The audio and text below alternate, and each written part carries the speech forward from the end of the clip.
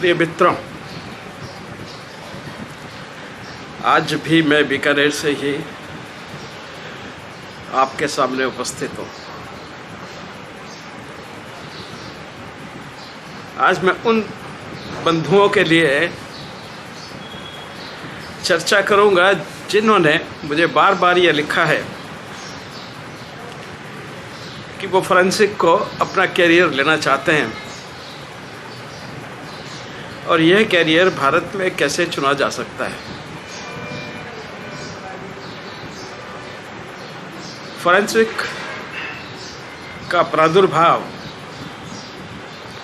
अगर बड़े रूप से देखें तो प्रारंभ में फोरेंसिक मेडिसिन से शुरू हुआ।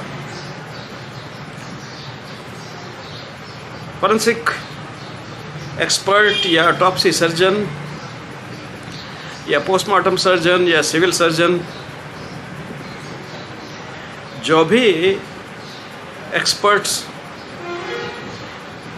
इस काम को किया करते थे, उनके पास ही एक लेबोरेटरी हुआ करती थी। यानी कि लेबोरेटरी हॉस्पिटल के आसपास या ऑटोप्सी सर्विसेज या फोरेंसिक मेडिसिन सर्विसेज के आसपास ही उसी संस्थान में या उसी बिल्डिंग में हुआ करती थी। और ऑटोप्सी पर जो भी साक्ष्य मिलते थे या जो भी विसरा इत्यादि कलेक्ट किए जाते थे, उनकी एनालिसिस वहीं कर ली जाती थी। यह परंपरा इंग्लैंड से शुरू हुई और यहाँ हिंदुस्तान में भी ऐसा ही चल रहा था। इसलिए जितनी टॉक्सिकोलॉजिकल या फोरेंसिक एनालिसिस के लेबोरेटरीज थे, वो सभी फोरेंसिक मेडिसिन डिपार्टमेंट के साथ मेडिकल कॉलेज में ही अटैच थी। काफ़ी वर्षों तक यह सिस्टम चलता आया और कालांतर में जाकर के फोरेंसिक साइंस लेबोरेटरी डेवलप हुई और फिर इनको जो medical college department of forensic medicine के साथ ही अटैच थी, उनको अलग कर दिया गया और लगभग 1990 तक सारी की सारी लेबोरेटरी जो फोरेंसिक साइंस लेबोरेटरी डिपार्टमेंट में थी, उनको अलग कर दिया गया और वो इंडिपेंडेंट एक अथॉरिटी के रूप में सामने आई। इसके अलावा सरकार ने कुछ फोरेंसिक साइंस लेबोरेटरी और सेंट्रल फोरेंसिक साइंस लेबोरेटरीज अपने हिंदुस्तान में डेवलप की, जिनमें बहुत सारे हर सब्जेक्ट को अलग अलग स्थान दिया गया, चाहे वो बैलिस्टिक हो, चाहे टॉक्सिकोलॉजी हो, चाहे बायोलॉजी हो, चाहे केमिस्ट्री हो। हर विभाग को अलग अलग से डेवलप किया गया फोरेंसिक साइंस लेबोरेटरी में। आखिरी लेबोरेटरीज जो मैंने देखी हैं फंक्शन करते हुए, वह जयपुर में जयपुर फोरेंसिक मेडिसिन डिपार्टमेंट के साथ में ही अटैच्ड हुआ करती थी फोरेंसिक साइंस लेबोरेटरी राजस्थान के SMS मेडिकल कॉलेज में। उसको हमने काम करते हुए देखा और लास्ट लेबोरेटरी जो मैंने देखी वो 80s के एंड में मदुरई मेडिकल कॉलेज में थी। जिस दिन वो अलग हुई, वहाँ मेडिकल कॉलेज से समाप्त हुई और इंडिपेंडेंट एग्जिस्टेंस में आई। बाय द वे, उस दिन मैं वहीं मदुरई में था और मदुरई में मेडिकल कॉलेज में MD के एग्जामिनेशन हेतु वहाँ पहुँचा हुआ था। इस तरह से ये दोनों अलग अलग सब्जेक्ट एग्जिस्टेंस में आ गए। आज की हम बात करें तो फोरेंसिक साइंस लेबोरेटरीज अपना एक अलग एग्जिस्टेंस रखती है और फोरेंसिक मेडिसिन एक अलग एग्जिस्टेंस रखती है। उसके बाद अन्य कई चीज़ें डेवलप हुई, जैसे साइबर साइंसेस, साइबर क्राइम्स को डिटेक्ट करने के लिए, और वो फोरेंसिक साइंस लेबोरेटरी के अंदर ही डेवलप हुई। फोरेंसिक मेडिसिन का अब 90 के बाद में जो कार्य था वो सीमित होकर केवल मात्र रह गया autopsy and medico legal examination of living, और साथ में टॉक्सिकोलॉजी का काम उनका इलाज करना, उनकी व्यवस्था करना और एनालिसिस भी करना कुछ लैब्स में, सारी लैब्स में नहीं, कुछ लैब में। ज़्यादातर पूरे भारत में ये CFSL या forensic science laboratories, states forensic science laboratories में यह सब काम होने लगा और ये सब चीज़ें वहीं जाने लगी। आज के समय में ये दोनों अलग अलग सब्जेक्ट के रूप में डेवलप हुए। उसके बाद में DNA आया, तो DNA भी कुछ डिपार्टमेंट ऑफ फॉरेंसिक मेडिसिन ने किए, जैसे एम्स फॉरेंसिक मेडिसिन डिपार्टमेंट ने अपनी अलग DNA की यूनिट बनाई, लेकिन मुख्यतः फॉरेंसिक साइंस लेबोरेटरी में ही DNA लैब्स डेवलप हो गई और एक अलग से national centre for DNA fingerprinting and diagnostic करके हैदराबाद में स्थापित किया गया। 80s के आसपास में ही सागर यूनिवर्सिटी ने सबसे पहले भारत में एक फॉरेंसिक साइंस का कोर्स स्टार्ट किया। इससे पहले हमारे यहाँ कोई फॉरेंसिक साइंस का कोर्स नहीं था, सिर्फ USA में एक फॉरेंसिक साइंस का कोर्स हुआ करता था BSc और MSc लेवल पर और उसको पास करने के बाद में वो अपने इंटरेस्ट के सब्जेक्ट में जाकर के काम करते थे। भारत में भी ये व्यवस्था शुरू हुई, हालांकि मैं व्यक्तिगत रूप से इसके विरोध में था और जब ये सैंक्शन हुआ उन मीटिंगों में मैं भी उपस्थित रहा और मैंने इस चीज़ का हमेशा विरोध किया कि MSc फॉरेंसिक साइंस नहीं हो सकती। आप MSc chemistry, MSc physics, MSc biology, इन सब के बाद में, या केमिस्ट्री, उनके बाद में उनको जिस फील्ड में वो जाना चाहते हैं उसमें वो कोई डिप्लोमा करके या ट्रेनिंग कोर्सेज करके और फिर वो फॉरेंसिक साइंस में आए, क्योंकि तब तक फॉरेंसिक साइंस में काफ़ी डिवीजन्स बन चुके थे और हर डिवीज़न में बेसिक साइंसेस के लोग ही रिक्रूट हुआ करते थे।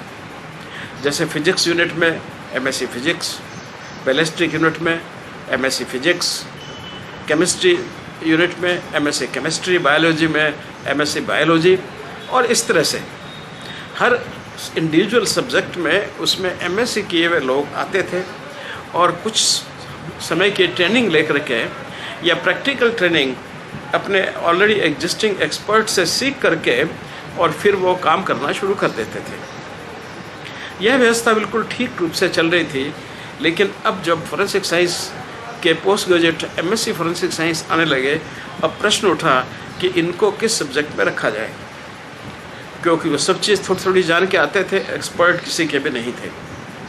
जैसे हम कह सकते हैं jack of all master of none, कुछ ऐसी सी स्थिति MSc फॉरेंसिक साइंसेज वालों की होने लगी। अब वो PhD के लिए एलिजिबल थे तो अलग अलग सब्जेक्ट्स में PhD करने लगे और जिस भी सब्जेक्ट में उन्होंने PhD किया, जैसे मान लीजिए मेरे पास किसी ने DNA फिंगरप्रिंटिंग पे PhD किया तो वो DNA फिंगरप्रिंटिंग के एक्सपर्ट हो गए। जिन्होंने बैलिस्टिक में काम किया उन्होंने बैलिस्टिक एक्सपर्ट हो गए। जिन्होंने केमिस्ट्री में काम किया वो केमिस्ट्री के, और जिन्होंने बायोलॉजी में किया वो बायोलॉजी के हो गए। और इस तरह से अलग अलग फील्ड के वो एक्सपर्ट बनते गए बाय स्पेशल ट्रेनिंग। अब क्या हिसाब है ये कहना मुश्किल है। MSc फॉरेंसिक साइंस चल रही है, BSc फॉरेंसिक चल रही हैं, प्राइवेटाइजेशन ऑफ यूनिवर्सिटीज़ में मशरूम ऑफ यूनिवर्सिटीज़ हुआ और हर यूनिवर्सिटी ने फॉरेंसिक साइंसेस के कोर्स अपनी परिकल्पना के हिसाब से शुरू कर दिए। इसकी कोई गवर्निंग बॉडी आज तक तो नहीं थी जो इन कोर्सेज को गाइड करती या इनको परमिशन देती या इनका एक्रेडिटेशन करती या इनको सुचारू रूप से चलाने के लिए कोई व्यवस्था, काउंसिल या कोई एजेंसी ऐसी नहीं बन पाई। इसलिए फ्री फॉर ऑल ये सारे कोर्सेज अपनी अपनी मर्जी से सामने आने लगे और हर कोर्स का अपना करिकुलम था। कोई बायोलॉजी डिपार्टमेंट में आ गया, कहीं पे MSc केमिस्ट्री डिपार्टमेंट में आ गई, कहीं ये साइंसेस के डिपार्टमेंट डेवलप हो गई, कहीं ये एंथ्रोपोलॉजी के डिपार्टमेंट, दिल्ली यूनिवर्सिटी में एंथ्रोपोलॉजी डिपार्टमेंट में ये बन गई। तो ऐसे इंडिविजुअल इंटरेस्ट के हिसाब से लोगों ने ये कोर्सेस अपने अपने डिपार्टमेंट में बना दिए और लोग उनको करने लगे। लेकिन प्रैक्टिस में उन लोगों को कहीं भी जगह नहीं मिल रही थी। कहीं कहीं कहीं पोजीशन मिल गई तो फिर वो वही ट्रेनिंग ले करके जो पर्टिकुलर सब्जेक्ट उनका इंटरेस्ट होता था उसमें वही एफएसएल के एग्जिस्टिंग जो एक्सपर्ट्स थे उनसे सीख करके वो वहाँ काम करने लगे। अब आज अगर आप बनना चाहते हैं फॉरेंसिक एक्सपर्ट तो यही दो रास्ते हैं। जो डॉक्टर्स हैं जिनके पास मेडिकल डिग्री है वो एमडी कर सकते हैं, 3 साल का कोर्स होता है और एमडी करके वो फॉरेंसिक मेडिसिन के एक्सपर्ट बन सकते हैं और आगे सुपर जो स्पेशलाइजेशन है वो अपने इंटरेस्ट के हिसाब से कहीं डिप्लोमा अवेलेबल है तो वो डिप्लोमा कर सकते हैं या और कोई डिग्री चाहिए उनको तो वो डिग्री कर सकते हैं, लेकिन उसकी कोई विशेष आवश्यकता नहीं रहती क्योंकि काफ़ी आपको बेसिक नॉलेज एमडी में हो जाता है। तो जिस भी सब्जेक्ट में आपका इंटरेस्ट है उसको आप और आगे डेवलप करके ले जा सकते हैं और उस स्पेशलाइज्ड में आप अपना एक्सपर्टाइज डेवलप कर सकते हैं। ऐसे ही फॉरेंसिक साइंस से जो एमएससी करके आते हैं उनके लिए बात चल रही थी। मैं भी अब जब हुई गए एमएससी बनने ही लग गए तो जॉब के लिए भी उनकी तलाश ने की। काफ़ी सजेशन जब तक मैं एक्टिव था या जब तक गवर्नमेंट मेरे सजेशन मांग रही थी अपने वर्कशॉप्स में और अपनी कॉन्फ्रेंसेस में, मैंने उनको यथारूप समझाया है कि किस तरह से स्पेशलिटी ट्रेनिंग्स दे करके उन लोगों को पर्टिकुलर स्पेशलिटीज़ में एब्जॉर्ब किया जा सकता है। फिंगरप्रिंटिंग जो डेक्टिलोग्राफी है और जो डॉक्यूमेंट्स की साइंस है वो एक अलग रूप से अपना स्थान रखती है। उन सब की ट्रेनिंग के लिए भी अलग से कोर्सेज स्टार्ट किए जाएं, यूनिवर्सिटीज़ में किया जाए और सारी यूनिवर्सिटीज़ की एक काउंसिल बनाया जाए और वह काउंसिल उनको रिकॉग्नाइज करे और उनको गाइड करे समय समय पर किस तरह से किस दिशा में बढ़ना है, तभी कुछ संभव हो पाएगा। आज की तारीख में काफ़ी उलझा हुआ सा मामला है, लेकिन फिर भी मैन पावर है वो प्रोड्यूस हो रही है और इस सब्जेक्ट को आगे बढ़ाने के लिए काफ़ी मैन पावर अवेलेबल है। आज की परिस्थिति ये है कि या तो आप एमएससी के थ्रू एक्सपर्ट बन सकते हैं कि आप पहले बीएससी फॉरेंसिक साइंस करिए, एमएससी फॉरेंसिक साइंस करिए या बीएससी जनरल साइंस में करके एमएससी फॉरेंसिक साइंस कर लीजिएगा और फिर आप अपना जो सब्जेक्ट ऑफ इंटरेस्ट है, जो डिवीजन ऑफ एक्सपर्ट है, उसमें कुछ एक्सपर्टाइज करके और आप फॉरेंसिक साइंस लेबोरेटरीज ज्वाइन कर सकते हैं और वहाँ से एक्सपर्ट बन सकते हैं। या आप डॉक्यूमेंट्स पे ट्रेनिंग लेकर के या फिर फिंगरप्रिंट पे ट्रेनिंग लेकर के आप अपना भी काम स्टार्ट कर सकते हैं, जहाँ पे आप डॉक्यूमेंट्स को वेरीफाई करते हैं और हैंड राइटिंग वगैरह मैचिंग करते हैं। सो कुछ चीज़ें जो प्राइवेट से परमिटेड हैं करने के लिए, उनको आप कर सकते हैं उनमें ट्रेनिंग लेने के बाद में। ये ऐसे एक्सपर्ट्स आपको काफ़ी सारे कोर्ट्स के आसपास मिल जाएंगे जो बरसों से इन फील्ड में प्रैक्टिस करते आए हैं। बाकी सब्जेक्टों के लिए आपको अपने इंटरेस्ट के अनुसार ढूंढ करके कहाँ पे कौन सा कोर्स अच्छा है, कहाँ पे कौन सी ट्रेनिंग एस्टेब्लिश्ड है, वहाँ से ट्रेनिंग करके, और जैसे आप अगर मान लीजिए कंप्यूटर साइंस में इंटरेस्टेड है तो कौन सी यूनिवर्सिटी में कंप्यूटर साइंस की ट्रेनिंग अच्छी है, फॉरेंसिक कंप्यूटर साइंस जो है, साइबर जिसको फॉरेंसिक साइंस भी कहते हैं या साइबर फॉरेंसिक्स भी कहते हैं, कहाँ पे आपको थोड़ा सा ढूंढना पड़ेगा और उसकी रेपुटेशन को पहले जानना पड़ेगा कि वहाँ पे किस तरह की व्यवस्था अवेलेबल है। लेकिन आज कहीं ना कहीं हर जगह कहीं ना कहीं आपको हर सब्जेक्ट में एक अच्छी ट्रेनिंग सेंटर या लेबोरेटरी अवेलेबल या मिल जाती है, कोई ज़्यादा नहीं होती। बाकी इसमें व्यक्तिगत जो इंटरेस्ट है वह बहुत मायने रखता है। मेरे टाइम में जब हमने शुरू किया तो फॉरेंसिक साइंस और फॉरेंसिक मेडिसिन में कोई बहुत ज़्यादा अंतर नहीं था।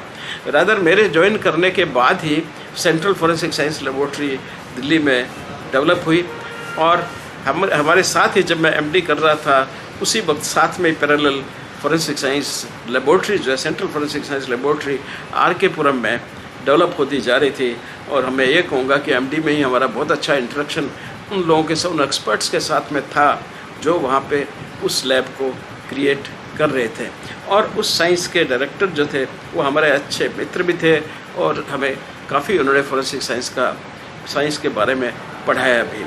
तो इस तरह से ये फोरेंसिक साइंस डेवलप होती गई और आज एक मुख्य means aid to the investigation and to the justice आज ये साइंस के रूप में अवेलेबल है। और आज कोई शहर या कोई ऐसा जगह नहीं है जहाँ पे फोरेंसिक एक्सपर्ट्स अवेलेबल न हो टू हेल्प द इन्वेस्टिगेटर्स। तो ये स्थिति है आज फोरेंसिक साइंस की उसकी। अगर आप इंटरेस्टेड हैं तो मेडिकल है तो एमडी किसी अच्छी यूनिवर्सिटी में जहाँ पे एमडी का अच्छी तरह से पढ़ाया जाता है इसके बारे में, जिनके पास अच्छी लेबॉर्ट्रीज हैं, जिनका इन्वेस्टिगेटिव जो सेटअप है बहुत अच्छा है, क्योंकि इसका वेरिएशन बहुत है।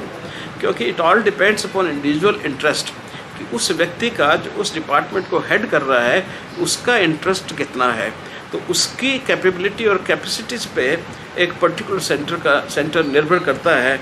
तो ऐसे अच्छा सेंटर चुन करके वहाँ से आप कोर्सेज या ट्रेनिंग या फेलोशिप करके आप पर्टिकुलर उस सब्जेक्ट को सीख सकते हैं और फिर बाद में उस आप फोरेंसिक साइंस लेबॉर्ट्री या स्टेट फोरेंसिक साइंस लेबॉर्ट्रीज़ या पुलिस के जो क्राइम टीम्स होती हैं उन सब में सेलेक्ट हो सकते हैं, उनको ज्वाइन कर सकते हैं। और कुछ लोग अपनी प्राइवेट प्रैक्टिस में भी कर सकते हैं। कोर्ट के आसपास ही अगर आपका चैम्बर है तो काफ़ी लॉयर्स आपके पास कंसल्ट करने आएंगे क्रॉस एग्जामिनेशन के लिए या कुछ डॉक्यूमेंट्स तैयार करने के लिए या डॉक्यूमेंट्स के वेरिफिकेशन के लिए। तो इस तरह से स्कोप जो है वो इंडिविजुअल पर पड़ेगा, आप कितने इंटरेस्टेड हैं, आप कितने इंटेलिजेंट हैं, आप किस तरह से उन चीज़ों की एनालिसिस करते हैं, किस तरह का ओपिनियन देते हैं और किस तरह से आपकी परफॉर्मेंस कोर्ट में होती है और किस इम्प्रेसिव वे से आप एबल हैं कन्विंस करने में कोर्ट्स को, लॉयर्स को, डिफेंस काउंसिल्स को, कितना कैसे आप सस्टेन कर सकते हैं। उस सब पे आपकी एक रेपुटेशन बनेगी और उसी रेपुटेशन पे लोग आपसे कांटेक्ट करेंगे और आप उनकी मदद कर पाएंगे, या आप स्टेट की इन्वेस्टिगेटिव एजेंसीज को मदद करेंगे और बाद में प्रोसिक्यूशन के काम आएंगे। तो ये है फोरेंसिक साइंस का और फोरेंसिक मेडिसिन का जो दो मेन सब्जेक्ट हैं फोरेंसिक साइंसेज में, उनके बारे में आप और एक्सप्लोर कर सकते हैं और उन कॉलेजों या मेडिकल कॉलेजेस को कांटेक्ट कर सकते हैं जहाँ पे इस तरह के ट्रेनिंग प्रोग्राम चलते हैं। इंटरनेट में आजकल बहुत आसान है इन चीज़ों से देखना। मुझे पूरा भरोसा है कि आप लोग उस पर सर्च करके और ऐसी फैसिलिटीज़ की तलाश कर सकते हैं। और अगर आप फॉरेंसिक मेडिसिन में इंटरेस्टेड हैं या फॉरेंसिक साइंस में इंटरेस्टेड हैं और पर्टिकुलर एरिया सेलेक्ट करते हुए आप उसमें जा सकते हैं। ये मेरी तरह जर्नलिस्ट बनने का अब समय नहीं है। हमारे टाइम में क्योंकि हम सब कुछ करते थे इसलिए हम लोग जर्नलिस्ट कह सकते हो आप कि जर्नलिस्ट की तरह हमने प्रैक्टिस की। लेकिन अब ज़माना स्पेशलाइजेशन का है, स्पेशलिस्ट का है। अब बैलेंस एक्सपर्ट चाहिए, डीएनए एक्सपर्ट चाहिए, अब केमिस्ट्री का टॉक्सिकोलॉजी का एक्सपर्ट चाहिए।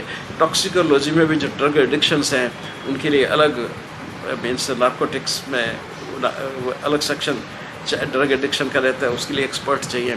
तो आज ज़माना एक्सपर्ट्स और सुपर एक्सपर्ट्स का है। तो अकॉर्डिंगली आपको अपने आप को तैयार करना पड़ेगा।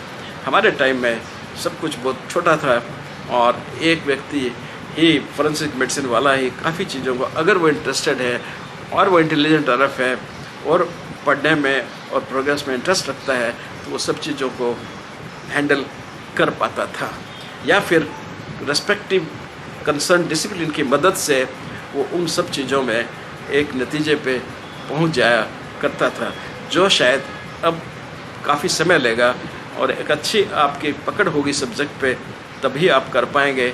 और उसके लिए आपको कुछ स्पेशलाइज्ड ट्रेनिंग और नॉलेज की आवश्यकता पड़ेगी। धन्यवाद।